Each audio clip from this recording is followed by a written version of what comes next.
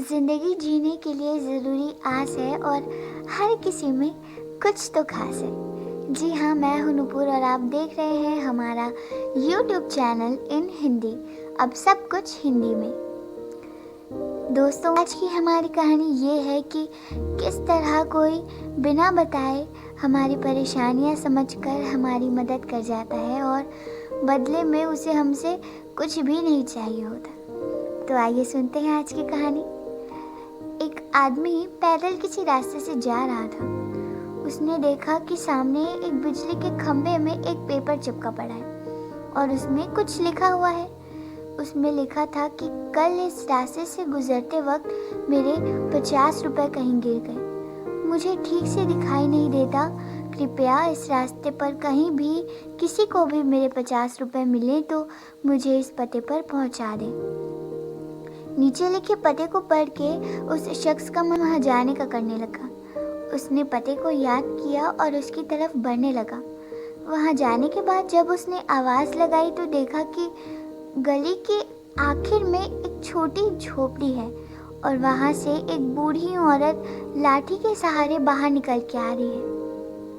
उस शख्स को मालूम हुआ कि वो वृद्धा वहाँ अकेली रहती है।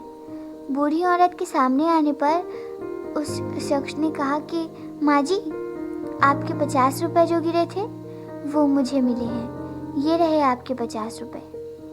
उसकी बात सुन के बूढ़ी औरत रोने लगी और कहा, बेटा, कल से अब तक करीब 20-25 लोग मुझे 50 रुपए दे कर जा चुके हैं। बेटा, मुझे तो ठीक से दिखाई नहीं देता।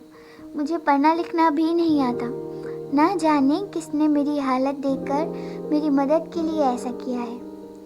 उस शख्स के बहुत कहने पर उस बूढ़ी औरत ने उससे 50 रुपए तो ले लिए, लेकिन उससे विनती करते हुए कहा, बेटा, जाते वक्त वो संदेश जरूर फाड़ के फेंक देना। ना जाने किसने मुझ पे तरस खाकर ऐसा किया है। उस शख्स ने सिर हिलाते हुए उसकी बात पे हामी भर दी।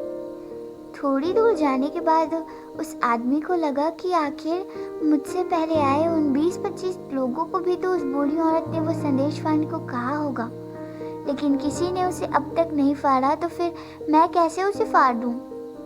उसके मन में उस कागज चिपकाने वाले व्यक्ति के लिए बहुत ही आदर का भाव आ रहा था, जिसने बूढ़ी औरत की सेवा के लिए इस तरीके को ढूंढा। फिर क्या था, उस शख्स ने भी बिजली के खंभे में लगे उस संदेश को वैसे ही रहने दिया। दोस्तों, इस कहानी से हमें यही सीख मिलती है कि हमारे मन में सिर्फ कर्म करने की इच्छा होनी चाहिए। मदद के तो अनेकों तरीके हैं। अगर हमारे अंदर किसी की मदद करने की इच्छा हो तो हम किसी न किसी रूप में भी ज़रूरतमंद की सेवा कर सकते हैं।